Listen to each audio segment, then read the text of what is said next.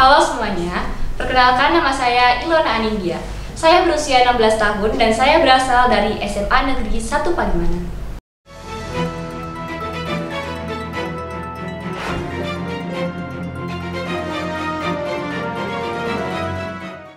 Selamat siang semuanya. Sejumlah informasi faktual telah kami rangkum untuk Anda dalam Nepal News bersama saya, Ilona Anindya. Pada perjumpaan kita kali ini, saya akan membawakan berita mengenai kondisi Jawa Barat setelah pandemi. Berita pertama datang dari dunia pendidikan Indonesia.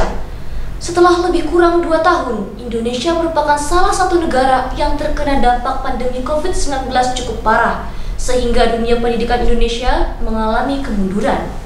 Akhirnya, kini Indonesia pun mulai bangkit dari kondisi tersebut usai pandemi COVID-19 mereda. Indonesia memiliki wajah pendidikan baru setelah diluncurkannya Kurikulum Merdeka Belajar. Kurikulum Merdeka bertujuan pada pembelajaran berbasis proyek, pemfokusan pada materi esensial, dan fleksibilitas bagi guru dalam mengajar. Kurikulum ini sudah mulai diluncurkan oleh Kementerian Pendidikan, Kebudayaan, Riset, dan Teknologi sejak Februari 2022 lalu. Menurut buku saku Kurikulum Merdeka Belajar, kurikulum ini dianggap sangat efisien untuk diterapkan karena kurikulum ini dianggap lebih sederhana, mendalam, merdeka, relevan, dan interaktif. Pak Nadiem Makarim selaku Menteri Pendidikan, Kebudayaan, Riset, dan Teknologi Indonesia tidak memaksakan kurikulum ini untuk diberlakukan di seluruh sekolah di Indonesia. Sekolah justru diberikan kesempatan untuk memilih satu di antara 3 alternatif pilihan. Pilihan pertama, sekolah boleh menerapkan kurtilas secara menyeluruh. Pilihan kedua, sekolah boleh menerapkan kurtilas secara sederhana. Dan pilihan ketiga, sekolah boleh menerapkan kurikulum Merdeka Belajar. Berdasar data dari jabarcpnn.com, Kabupaten Bogor sudah menargetkan pada tahun 2024 sudah harus ada 1.630 sekolah yang menerapkan kurikulum Merdeka Belajar. Bagaimanakah pendapat Anda mengenai kurikulum ini? Saudara, masih seputar kondisi Jawa Barat setelah pandemi. Berita kedua ini datang dari sektor wisata. Tak hanya di dunia pendidikan, dunia wisata pun mengalami kemunduran saat pandemi. Saat pandemi COVID-19, banyak sekali sektor wisata yang mengalami penurunan jumlah pengunjung cukup drastis. Juga banyak sektor wisata yang terpaksa ditutup untuk sementara waktu. Namun, usai pandemi COVID-19 ini mereda, tempat-tempat wisata ini kembali ramai dikunjungi.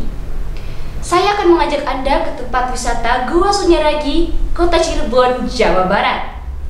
Manajer Humas Badan Pengelola Gua Sunyaragi, Eko Ardi Nugraha, mengatakan saat pandemi COVID-19 terjadi penurunan jumlah pengunjung sebesar 70% dibandingkan tahun 2019. Jika di rata-rata, jumlah pengunjung sebelum pandemi bisa mencapai 3.000 orang per harinya. Sedangkan saat pandemi, jumlah pengunjung menurun drastis hingga tersisa 60 hingga 70 orang per harinya. Tapi kondisi ini mulai berubah pada 2022 usai pandemi mereda. Eko mengungkapkan bahwa kunjungan wisatawan meningkat hampir 50% dibandingkan 2 tahun sebelumnya saat pandemi, terutama pada saat libur lebaran. Pihaknya mencatat pada hari pertama dan hari kedua setelah lebaran, pengunjung wisatawan Gua Sunyaragi mencapai angka 2.530 orang. Apabila Anda mencari tempat wisata yang bersejarah, estetik, namun tetap berharga murah, Gua Sunyaragi bisa menjadi pilihan Anda. Jika Anda ingin kembali berkunjung ke wisata-wisata yang ada di Nusantara, tetaplah patuhi protokol kesehatan dan 5M. Informasi tadi menutup perjumpaan kita pada kali ini. Saya Ilona Anindya dari Nepal News pamit undur diri. Selamat siang dan selamat beraktivitas.